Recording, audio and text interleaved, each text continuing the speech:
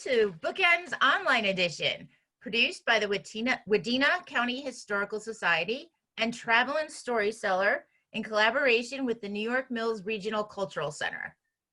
BookEnds is made possible by the voters of Minnesota through a grant from Five Wings Arts Council, thanks to a legislative appropriation from the Arts and Cultural Heritage Fund.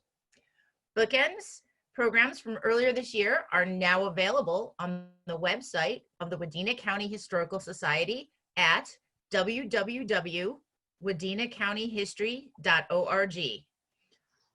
Today's program will be available on the website shortly. Gretchen Anthony's books and those of other BookEnds authors are available through Travelin' Storyseller. That website is www.travelinstoryseller.com. Curbside pickup is available at the Wadena County Historical Society. For information, call 218-631-9079. Next month's BookEnds will be a recorded interview with Ann Dunn. This month, BookEnds Online Edition features author Gretchen Anthony. Gretchen is the author of Evergreen Tidings from the Baumgartners, a hilarious book she premiered last year on BookEnds. In her poignant and humorous new novel, The Kids Are Gonna Ask, twin siblings become a national phenomenon when they launch a podcast to find the biological father they never knew. If you have questions for the author, feel free to enter them through chat. So let's welcome to BookEnds Online Edition, author Gretchen Anthony. Welcome back, Gretchen. Thank you. I'm so thrilled to be here. I'm glad it worked out to, technology is a marvel, right? Yes. Yeah, thank you. Would you like me to start out with an overview of the book and the reading, or how would you like me to kick this off? Well, that would be great. It is a really good book. So absolutely introduce it, and a reading would be great. And then we can talk about it. Okay. If that sounds good with you. Okay. Yeah. Terrific. Great. So here's the book. The book came, a lot of people, as you said, it's a, I like to call it mystery wrapped in a podcast, wrapped in a book. Because at the core is this, question by these 17-year-olds who never got to meet their father. And not only did they never get to meet him before they tragically lost their mom, but she really didn't tell them much. And they've spent their whole life growing up with their mother's side of the family. So with their mother until they were 13 when she passed away in a traffic accident, and their grandmother, who is wildly eccentric. And now they live with their grandmother, and they have all sorts of questions. And people ask me how I came up with this, and I laugh because I am a huge podcast fan, and I have been for years. I was really an early adopter of them. I don't know. I just found them fascinating. And so it really wasn't a stretch for me to write about a podcast, but it had to be the right one. If you were, to make something interesting in book form has to be, you have to have a particular kind of story. So I happened to be very, very late on my deadlines for my publisher. And I had actually written 100 so pages of another book because I was on contract for a second book with my publisher. And I wrote 100 or so pages on another book, and my editor and I tried to work through it for a couple of weeks. And she finally came back to me and she said, it's not going to work. We need to find something else. And so I panicked because I'm so, coming out of a corporate career, I'm so deadline driven. And I was already behind, and I hated that. But I happened to be sitting watching sadly, this was right around the time of the Parkland shootings at Marjorie Stoneman Douglas High School. And I watched those kids, most of them were minors, come out of there and decide that they were going to take over a national debate that they felt no one was handling right. They felt that having gone through what they just went through, they had a whole perspective that nobody understood, and they they took over this debate.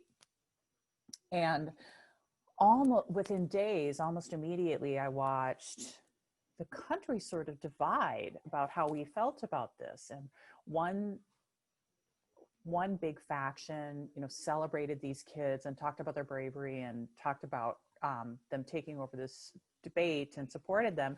And then another big faction was so angry with them and, in some cases even vilified them. And I thought, if we can do this to kids, what other subjects would be out there that would get us so riled up that we would sort of attack some of our most vulnerable?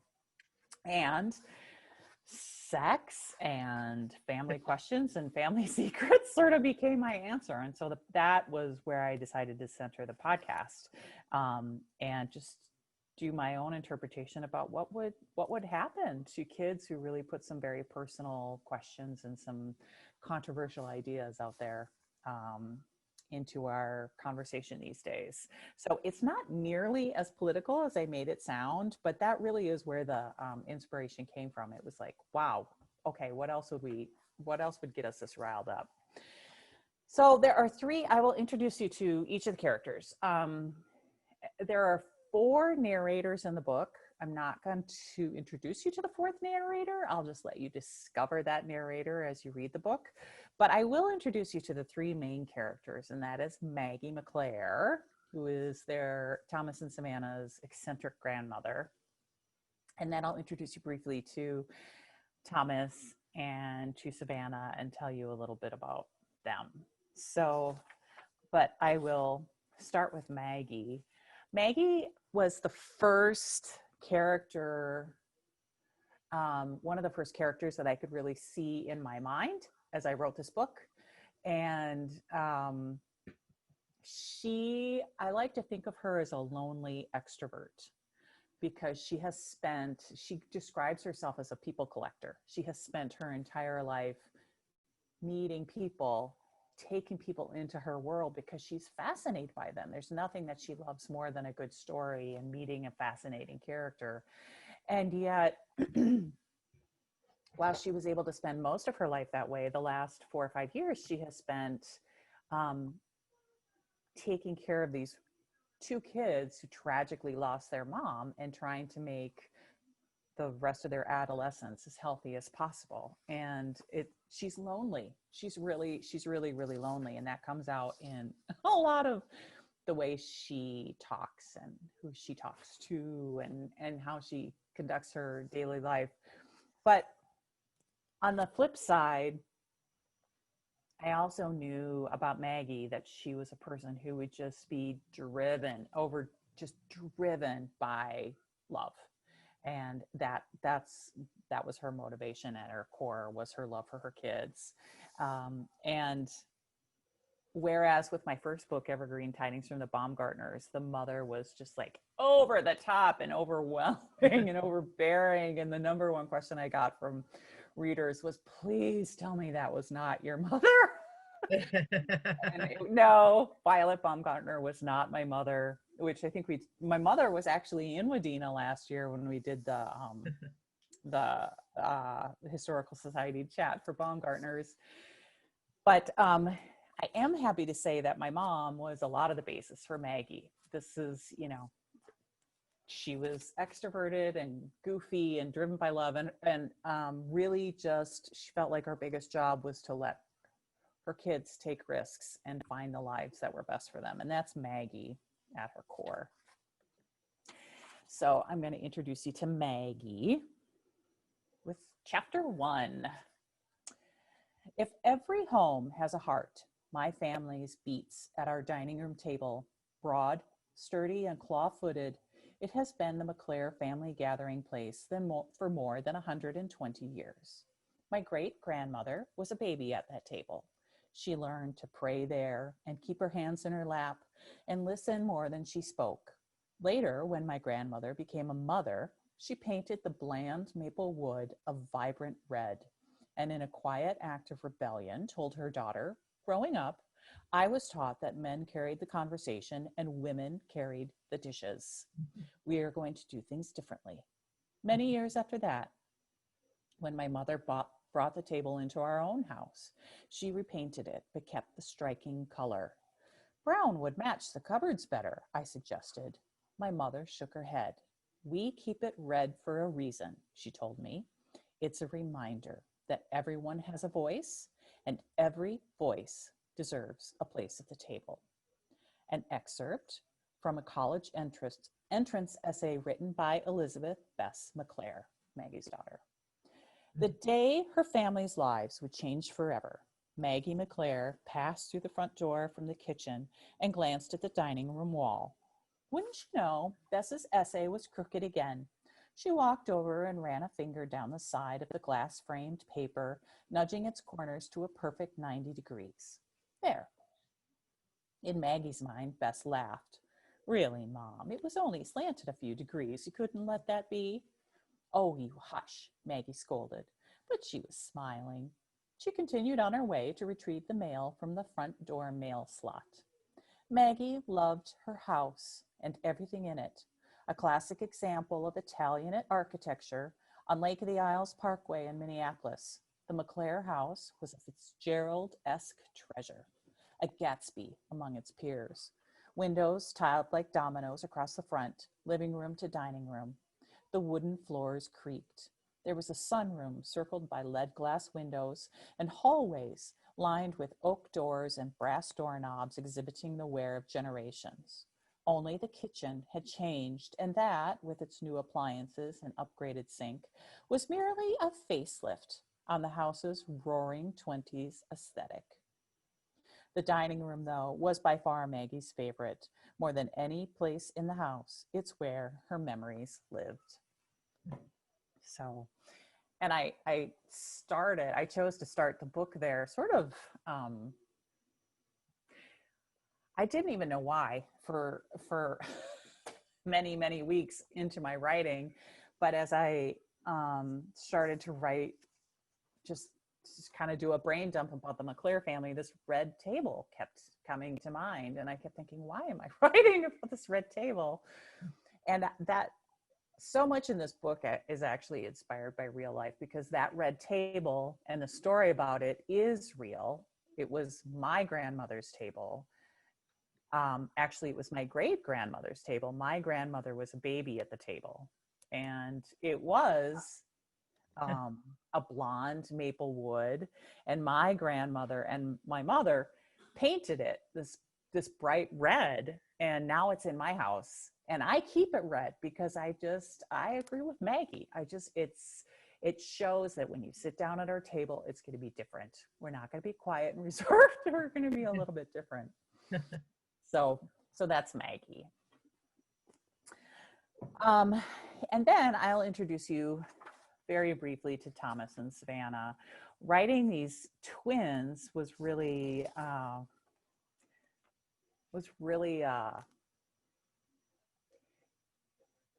heart-tugging experience for me in many ways, because I have 3 boys, so I don't personally have twins, and twins don't run in my family, but my oldest son was 15 and 16 when I was writing this book, and I based the characters of Thomas and Savannah on my son and one of his best friends, who is a girl. They're not dating at all. They're just really good friends, and they've been friends forever. And they're almost like opposites from each other, but in the most perfect way. So they see each other's flaws, but see each other's benefits, the yin and the yang type thing.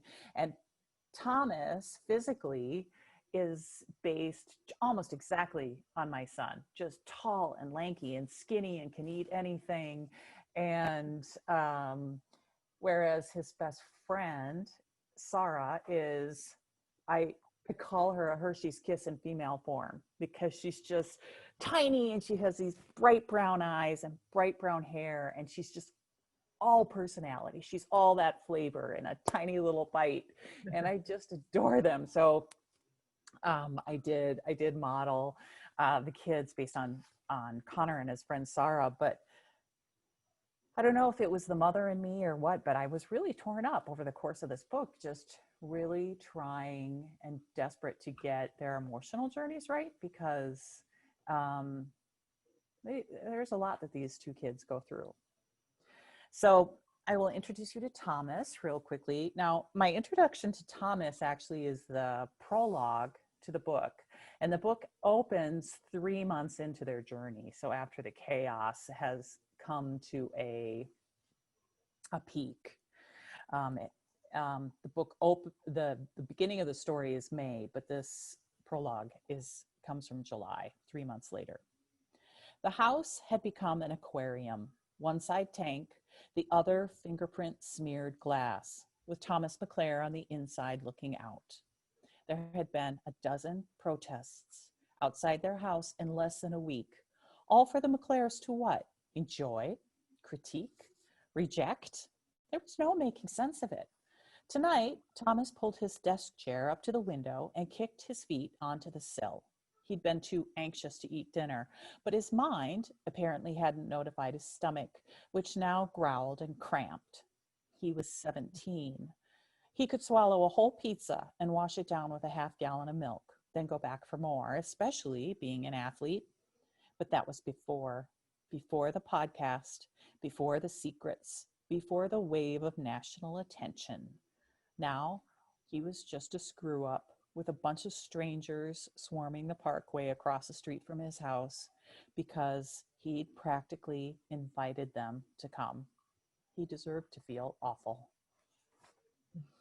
So that's where we start emotionally with the book. Thankfully, the book is not that glum all the way through. But I think that's kind of true to Thomas's emotional core. Like, he has a soft heart, but he's this driven kid, and it's hard for him. It's hard for any of us to really balance that out as we try and find our way in life. So in contrast, I'll read you a little bit about Savannah, and this is just a paragraph, but it's meant to demonstrate how different they are. Savannah's passions, writing, movies, podcasts, television, weren't uncommon. It's just that she was so weird about them.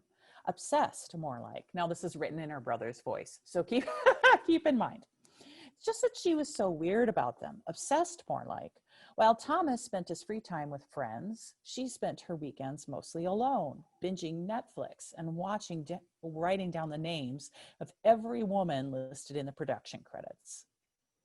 Then she'd hole up in her room, clacking out letters to them on the ancient typewriter she insisted on using because it gave her correspondence a brand.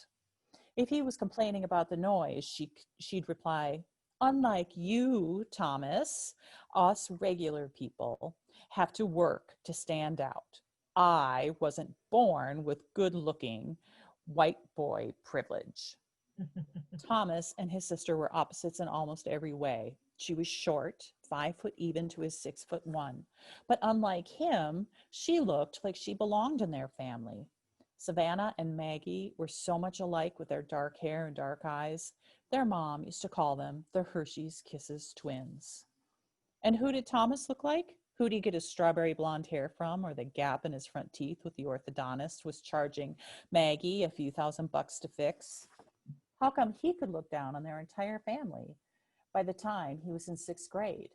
Their mother never told them anything about their father, and now that it was too late to ask her, Thomas felt the question of his father's identity burn brighter with each passing day. He mentioned it casually in passing to Savannah the other day, like a test balloon to see how she'd respond, which of course she hadn't. She ignored him, like always.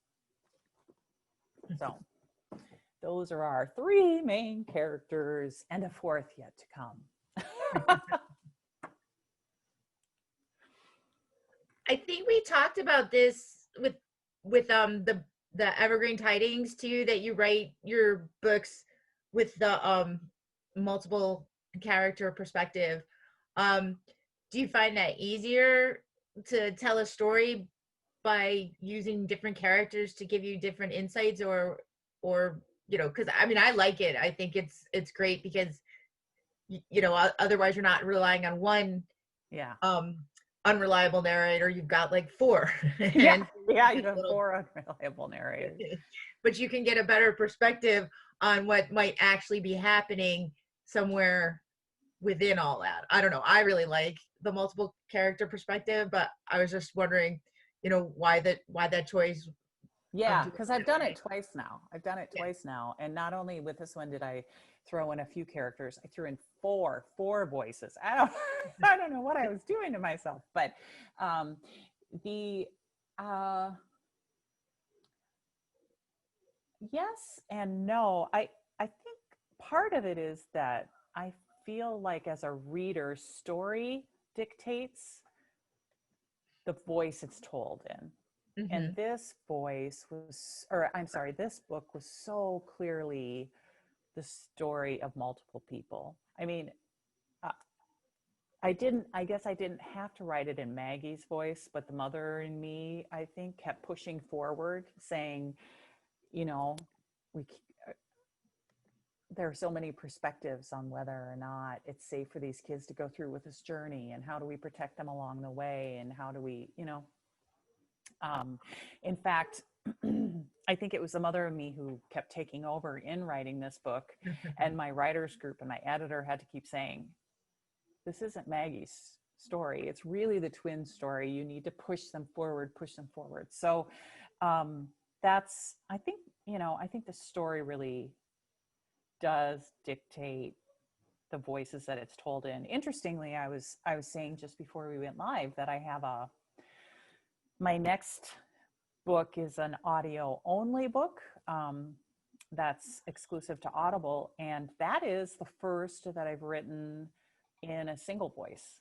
And again, I think as I think about it, it was really, it's called Meditations with Mia Blue. And it's about wellness, celebrity wellness guru whose life is not nearly as perfect as she would like you to believe on social media and all of her products. And it's just her story, and I wrote it just from her perspective. So I don't know. And then my next novel, who knows how that'll I've kind of gone back and forth on that one so many times. I'm not quite sure if it's going to land on its hands or its feet or its head at this point. I I liked how you addressed loneliness from so many different perspectives, and how each of your narrators experienced loneliness in 4 different situations where they were surrounded by people who, looking in, would never have seen them as being lonely. Oh, I'm so glad you picked up on that, because it's lonely to be lonely, isn't it? I mean, I know that sounds reductive, but so many of us are in our own ways. And it's not something that you can necessarily see looking in, particularly because we are so good at covering it up. But, it's interesting you brought that up, because like I said earlier, I think of Maggie as a lonely extrovert. Extroverts can surround themselves with people and surround themselves with energy, which is what they need. But for Maggie, um, there were few people in her life that she felt extraordinarily close to, and who she devoted herself to. And they were her husband, George, and her daughter, Bess, and now her twins. And she lost George and Bess. She lost half of them, and she's left with the twins. So, yeah, life is lonely sometimes, isn't it? Even in the best of times. And it Sometimes you seems, feel, no, go ahead, Charlotte. I think sometimes you feel loneliest in the middle of a crowd, if you don't feel a sense of connection with all of the people that are standing next to you. Yeah, yeah, I agree. And even shared experience is individual experience at the same time, because we all experience it in our own unique way. And then we make sense of it in our own unique way. absorb it into our lives and into our way of thinking. Can you tell that I got my master's degree in rhetoric, which is which is really just like the study of, how it's a study of persuasion, but how everyone is unique and they're going to interpret everything differently. Gillette tapped into that. But I'm fascinated by it. I really am fascinated by it. Me too. Yeah, I mean, it was something that I was going to say similar too, that it's ironic that in an age where we're all so connected, and especially with them, with the podcasts and the texting and all the technology that supposedly keeps us connected, it seems to do the opposite sometimes, to isolate us. Yes, all those studies that have come out about how the more time you spend on Facebook, for example, your happiness quotient goes down. You become more unhappy the more time you spend on social media. And yet, where would we be, for example, without all of this technological connection right now in the midst of, an international crisis where we can't be together physically the same way that we could? And I'm seeing it. It's really interesting too to watch it in my kids, because normally my kids would be getting together with friends physically, but they play an awful lot of video games, and it's in the midst of the video games and connecting with their friends online that they have these very social conversations. They don't just talk about what is happening with each move of the game or what have you. They're catching up on each other's lives, and they do something as crazy as press pause and check in on each other and find out what's going on in each other's lives. It's really wild. So yeah, I think it'll be, yeah. And my kids can't believe the fact that, when I was growing up until my teens, at least, there were 5 channels and it was just TV. There was nothing else. So, yeah, and I don't come down on a side of like what's better or what's worse. I just think that it's part of marching forward in time. It's definitely going to change us. Do you remember all the predictions with our generation where they said that like within the next couple of generations, because we did so much keyboarding and so much with our hands now, like our fingertips were going to get really huge, like we'd evolve. And I think the only thing that's gotten really huge is my rear end, because I'm spending so much more time sitting. But yeah, we'll see. And there's more time to cook when we're home during the pandemic. Yes, exactly. What made you I'm curious, because I was adopted, and a lot of people ask me, do you want to find your biological parents and whatnot? So that part sort of was interesting. Like, I guess there's always some character that makes me mad in your books, but only because they're and I think like the ones that kept asking, well, what about the father's privacy and his kids in existence? And it's like, but these kids exist. That, that, like, I guess it just irked me. Yeah. Like, well, he created kids, whether he knew about it or not, he did. So that's just the truth. Deal with it. Like, yes. Oh, you should hide away because his new kids might be upset. Well, they'll get over it. Yeah. And that was Thomas and Savannah's argument, exactly, because they're the innocents in this. Yeah. There's nothing that they did to create their life situation. It's what they're born into. And one of the things I took the most time with in this book, and that I was really,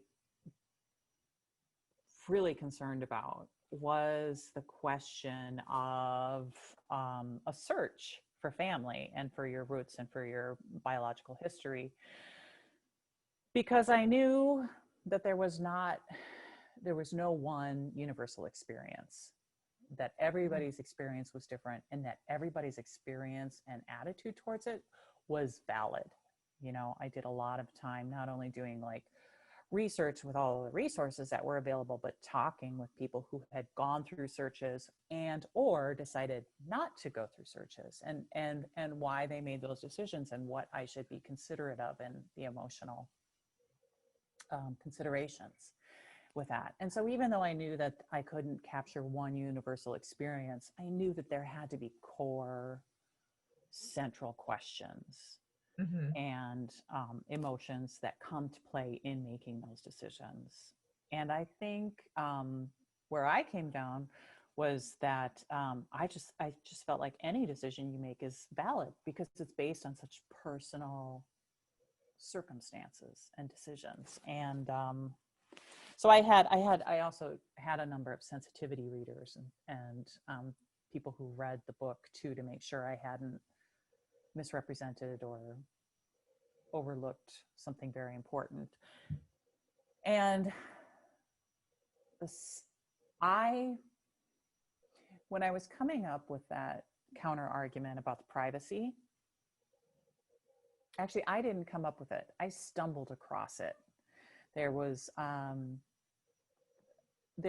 for a time, I don't know if it's happening as often now, but a lot of people were using social media such as Facebook to look for biological family. And now with the introduction of DNA, it's become, you know, even more of a open book in some ways. And there was a lot of backlash that I came across in that research, to people saying, whose business is it for these people to pop in to our lives and possibly disrupt what we have? And I, like you, I was shocked at that, but it exists. It exists. Yeah. And it's sort of interesting too, because they weren't adopted. They just didn't know who their biological father was, but Right. they had a biological mother and grandmother and everything. So I think if you had picked like a completely adopted person, it changes it a little bit more. I think so too. And I don't mean to slot it. I just think, or what I'm trying to say is that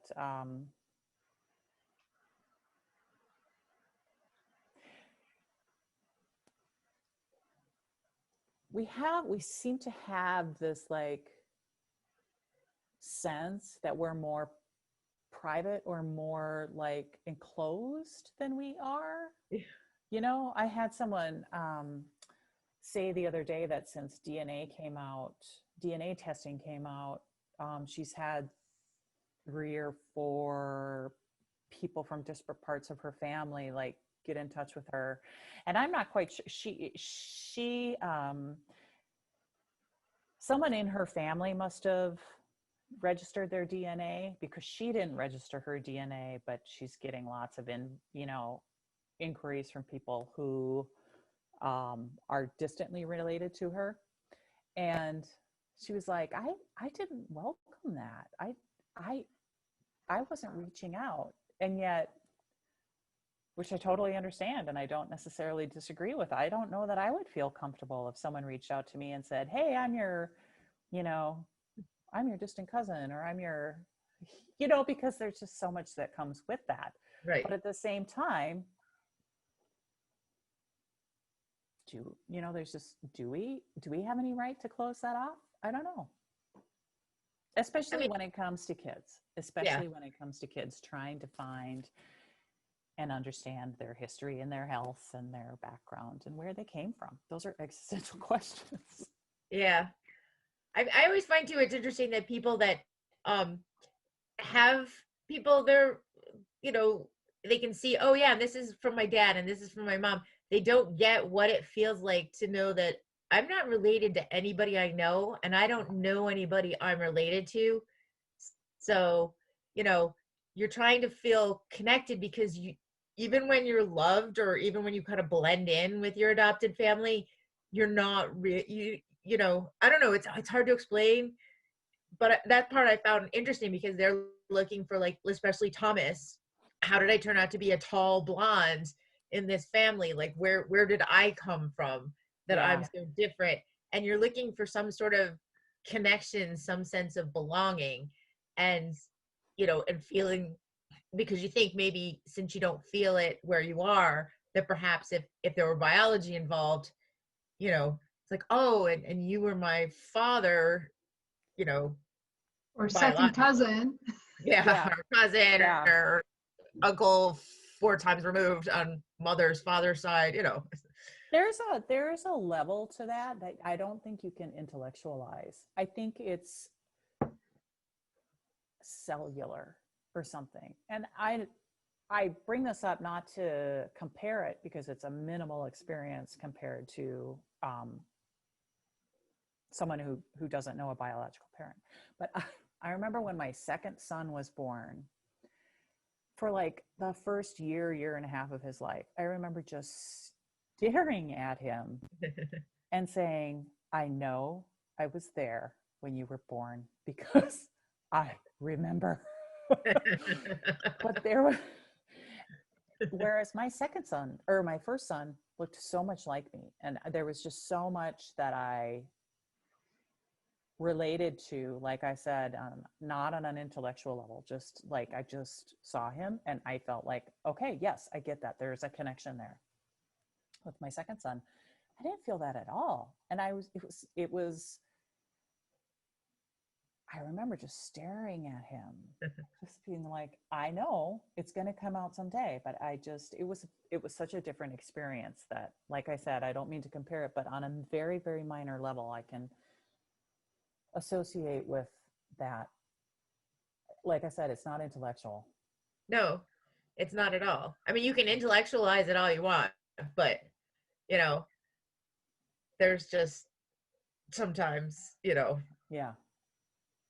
And I've met a lot of different people in a lot of different situations. So I thought it was an interesting choice to pick, like, searching, because there is, I mean, I've met people who have, you know, met their biological family and then ditched their adoptive one and gone off with them.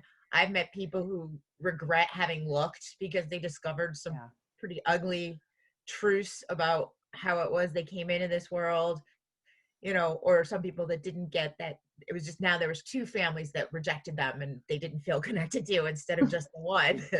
So, and then other there are people, some really heart-wrenching stories out there. Yeah. and not everyone's an Oprah moment. No, not by far. And Yeah. that's one of the reasons I don't want to go into too much of what they find, but I Yeah. didn't want them to find a perfect picture. Right. Yeah. Well, because it sometimes it's as simple as, hey, it was one night or one brief period of my life, and, you know, and you didn't even realize the long-lasting impact it has, because there's so many other brief moments in your life that really have no impact. Yeah. I was really nervous.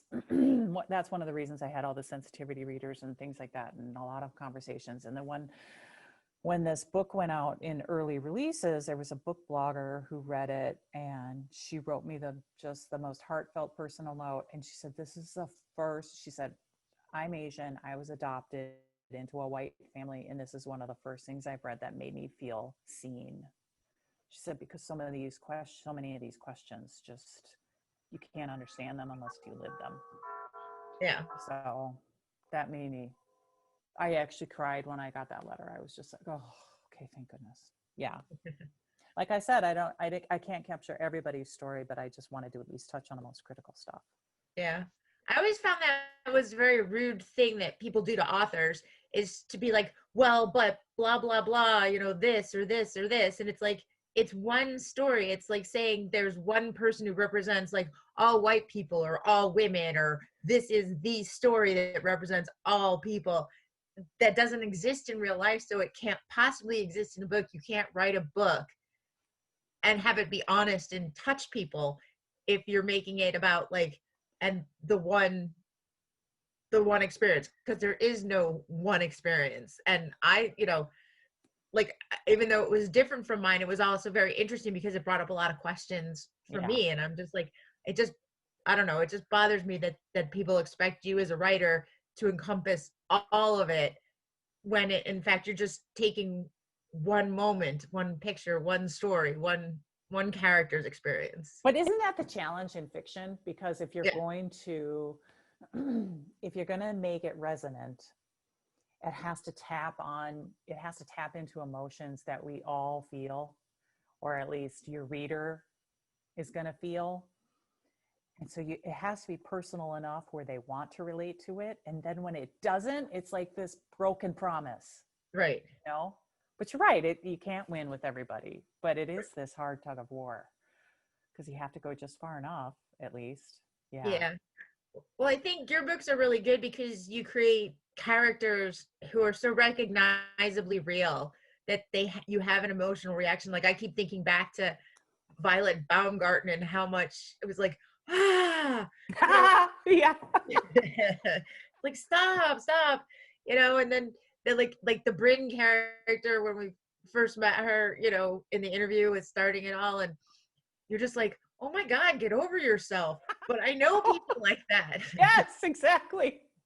And there's always a little grain of truth, right? None of us Right. can read that and say with 100% honesty, maybe certainty, but maybe not honesty, that we wouldn't be like that.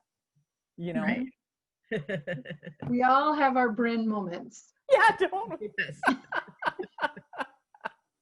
So I think that you kind of have a flip book. They always talk about young adult novels as being crossovers and popular to adult readers, and this I think is priced and marketed as an adult novel, and yet I think it would be an excellent crossover into young adult, and especially the way you tapped into how that searching for self that is a central theme to so many young adult novels. I'm so glad to hear you say that, Gillette, and you will laugh because it's booksellers. You guys have a wonderful mind for this. It's booksellers who pointed that out to me, and it's funny. Several have even asked me, did you discuss with your editor whether you're going to maybe aim this at young adult? And I said, no, I don't think my editor and I ever. And in fact, it was a question that came up in an event that my editor was actually able to attend. And she emailed me later and she said, my jaw dropped open at that question. I never even, because sometimes you're just too close to it. She's like, I never even thought of that. So, but I'm glad. I'm so glad. Yeah, it would definitely be a good crossover because there's always teenagers that would come in and some of the young adult stuff now is a little too like zombie, vampire, romance, supernatural. I mean, it's just, if they're not looking for that, it's very hard to find a good book to recommend for them, especially if they're looking for something like fiction but reality based. Yeah. And this would be it's like issues, but it isn't an issues book. Like that after school special kind of feel to it. It it brings up questions and it's really good and reality based, but it isn't like a morally preachy and here's what we're learning from this kind of thing. It's just a really good book. Oh, thank you. Thank you. I try. That's just sort of my approach to, like, I just saw a question from one of the viewers come up about the pandemic. And I know I'm not alone in this feeling that I will be going about my life and all of a sudden I just want to cry. Nothing has happened. Maybe I just, like the other day I was driving out of our neighborhood and I saw some of the leaves start to change, and that reminded me of fall and everything that we do in fall, and let's go apple picking, or let's go to the football games, or let's, and all of a sudden, tears, and then the next minute I have to pick myself up and laugh, find something to be happy about. And isn't that just life, At least that was, that's just sort of my outlook is you can't laugh everything off. but let's hope we can laugh our way through. Right. See You the know, humor in it. yeah, at least find a tunnel that we can make our way through the sadness, because otherwise it gets to be an awful lot. Yeah, that was one of the things I liked about growing up Jewish in New York, is that there just is that history of, yes, horrible things are going to happen to us, and we're going to have the humor about it, Yeah, because what else can you do? So it's just sort of like, oh, even if it's a little bit dark, you just sort of find the funny yeah, yeah. or retell it. Because Find I the can tell funny. stories in my life where I can either tell it in such a way that it's incredibly tragic and sad, or I can make it incredibly hilarious. And people go, you realize that's this? And it's like, yeah, but I choose to see it this way instead. Yes. Yeah, yeah. If I wallow too much, then it takes control of me instead of me Right. being able to work through it. Yeah. Yeah. Yeah. And it's been a very sort of hard year on so many levels. And Hmm. the pandemic and And the the economy. Yeah. economy and the whole Black Lives Matter, Yeah. and Oh, all that yeah. stuff going on, and just people struggling to figure out, and now the fires, it's taking out pretty much the entire West Coast from Canada to Mexico is on fire, and people all the way into as far as Colorado, Idaho, and people don't realize just how extensive. Yeah. I have friends there, so they're not too far from the fire, and so I worry. Yeah. And it's just, you're just like, wow, it's almost like it really is the apocalypse. I know. It does. It feels like it, right? And we have Yeah. to I find myself having to physically remove myself sometimes from the news, or from whatever is bringing me down, and planting myself elsewhere. So Yeah. Thank you, fiction. yeah. Yeah. Yeah. I saw the question though. The question is something, let's see, I can press on the chat, right? Do Do you you think think, you have a yeah, book the to book set in pandemic time? Yes. If so, what would you want to focus on? It's a really good question. And it's funny. One of the only reasons I go on Twitter these days is because so many authors are active on Twitter, and so many librarians. And man, if you, it's really entertaining to hear what authors have to say about the pandemic, just because it's so hard to write in the midst of it. And right now, it's sort of the joke is everybody promise nobody's writing about this. No, because we can't extend the pain we're in now over the next 10 days of all of our fiction, but I think it's too early to tell. I don't know. I mean, it is a fundamental life experience of our time. So yes, I can only imagine that, yes, it would come up in one of my books. I don't know what I would want to write about yet. For example, and I don't know, right now I'm working on a first draft of a novel, and obviously my books are contemporary, so I'm always thinking like 1 or 2 years ahead as to what time frame I'm setting the book in. And I'm not mentioning the pandemic at all, and it feels weird, but I don't know how to yet. They're not in the pandemic, I can tell you that. Yeah. Move this out, but I don't know. It's a really good question, and something I don't know. Well, thinking as a historian, it's very hard to frame an experience until you've come out the other end to be able to look at it and say, okay, this is the context within which I want to analyze the experience. Yeah. When you're right in the middle of it, there's no frame to. No frame to it yet. Yeah, it's true. I have seen a couple books already come out, and I'm surprised, but and they will change over time too, as our perspective, as the gap between now and our perspective changes. So that's a great question though. Yeah, it seems like there's some people that have gone back and written about past pandemics, sort of like said it somewhere where they have, like, there's the really good one. I think it's Geraldine Brooks Gillette. The The Year of Living Dangerously. hold on. No, that's The Year of Wonder. Oh yes, The Year of Wonder. That was about the village in England, right? Yes, and about a town that quarantined itself during the Black Plague. Oh my goodness, such an excellent book. I have not read that. During the Black Plague? Yeah. Yes. Oh my gosh, can you imagine the research on that book? Yeah, she actually said that she was traveling through England and she came upon a plaque commemorating the fact that that a real town had actually self-quarantined and shut itself off from the rest of the world. And this was back in the 1600s. So that was like something, because everything came from elsewhere generally. Yeah. But they closed themselves off to everybody and everything to contain the plague within their community and not spread it outside.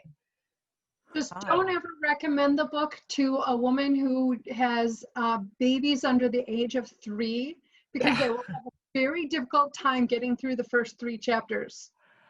Thank you, Shelley. Yes. Yeah, my husband gave me, I wanted books while I was in the hospital with my third, recovering from my third, and he gave me, Pillars of the Earth. Oh. And he was like, you'll love it. It's historical and it's just fascinating. It's stories about these, people at the same time, about how this cathedral is built. But the very first chapter is this family going through, making their way somewhere, and they get attacked on the road by robbers, and like his wife and his children are killed. And I'm like, what? I just had a baby and you gave me a book about it. I had to put it away for like a year, and then he's like, you might want to go back to it. I think you'll like it, which I did. I loved the book, but yes. So I know that. I think he felt bad. He forgot that part. Yeah, they say that there's certain books that work better at certain times. Like I had books where I started and I'm like, and then I've gone back and I'm like, okay, now is the perfect time. Yes. And then they also say you should go back and read your favorites at different times in your life, like favorite films, favorite songs, favorite books, to kind of re-examine them from different perspectives. Yeah, and to give you a lift or whatever. Hey, can I give a shout out? I actually, because of this, during like March or April, I started a live book club on my Facebook page called the Just Gotta Laugh Book Club, because I wanted to be reading books that lifted my spirits. And I had such a good reception to it that I've carried it into season 2. So we're starting in September. The first book is mine because book clubbers wanted to discuss it. But if you, there's one book a month, and I've gotten all but for 9 months, it goes September to May, and I've gotten all the authors to join me live for all but one of the books. And so you can find it on my Facebook page or on my website. So GretchenAnthony.com, or on Facebook, GretchenAnthony.writer. And I've published all the dates and all the books that are coming up. And again, it's just something to lift your spirits and make you feel better, or to find good people in the world. Those are strict, one book a month. Those are the only books we read. They ought to make you feel better when you come out of it. It's really been a lot of fun. Cool. Yeah. Thanks for letting me plug. Oh, absolutely. I guess we're coming close to an hour. I don't know where Lina. Are you still here, Lina? It's just us 3 girls. Just us, the 3. Well, no, Tony's here. She's just I'm being here, quiet. but you know what? Lina signed off a long time ago. No, I'm here. She's back. I'm just being quiet.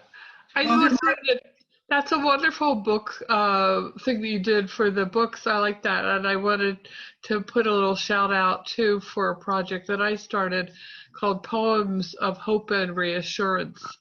And and I invited poets from all over the area to submit one. I've got about, I think almost 50 submissions from some very well-known poets.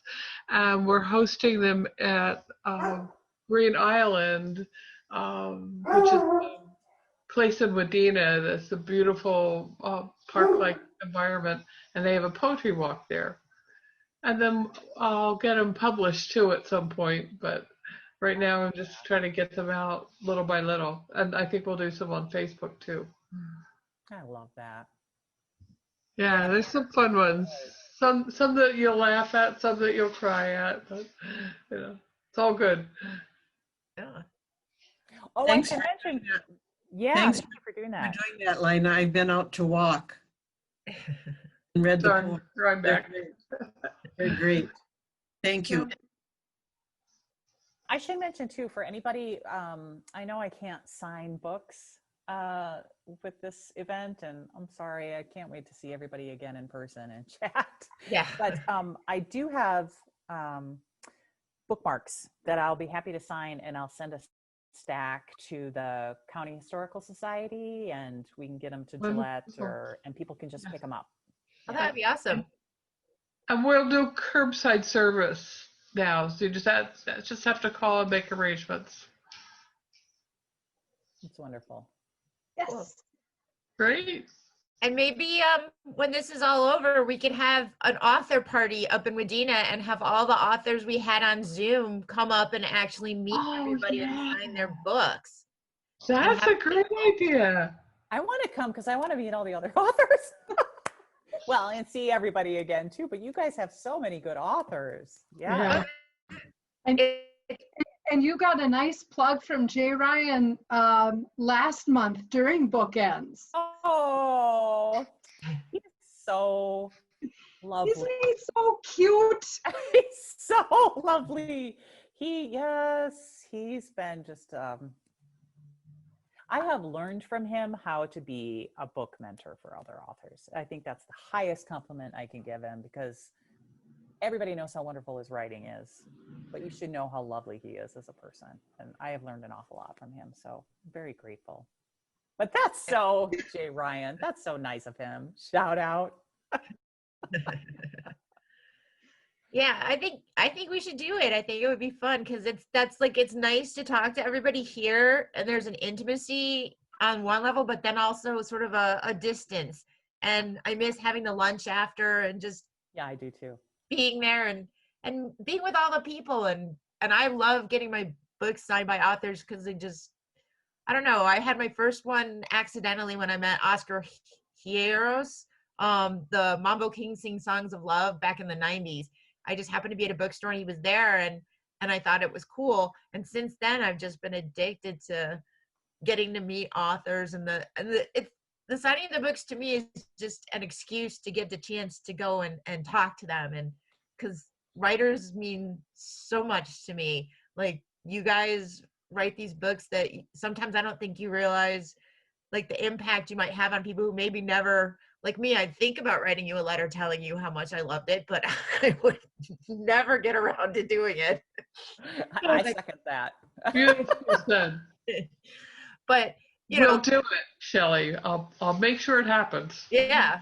So it'd be great to get to meet everybody, but books mean so much, especially like in the pandemic. And when I live alone too, so I'm quarantining alone. The cat got here yesterday. So, the books have been keeping me company. Oh, yeah. I would love that. Plus, I hadn't been to Wadena before the last time. I'd always gone the Park Rapids direction because all my friends and colleagues in Lake Country were sort of Park Rapids. Wadena is wonderful. I loved it. I fell in love with it. Yeah, I would love to come back. Y'all And agree? now we have a distillery and a brewery. Oh, what does the distillery make? What, Lina, do you know? Is it whiskey? Is it bourbon? I don't know that. I haven't been in a building in 6 months. Well, I'll be happy to come and discover what they brew or what they distill. We will make sure you have that opportunity next time. We'll eat, we'll drink, we'll talk books. That's right. Well, actually talking to you all and this being my second visit has really given me a kick in the pants to get this next book going. So I want to have an excuse to come You should back. get our permanent Thanks so slot in much. September. I'd love it. Every September, come see Gretchen Anthony in her new book. No pressure. Okay, I'll get writing. Oh, Well, Thank you I so need a much. deadline. thank you very, very much. Yeah. oh, thank you. This has been a joy.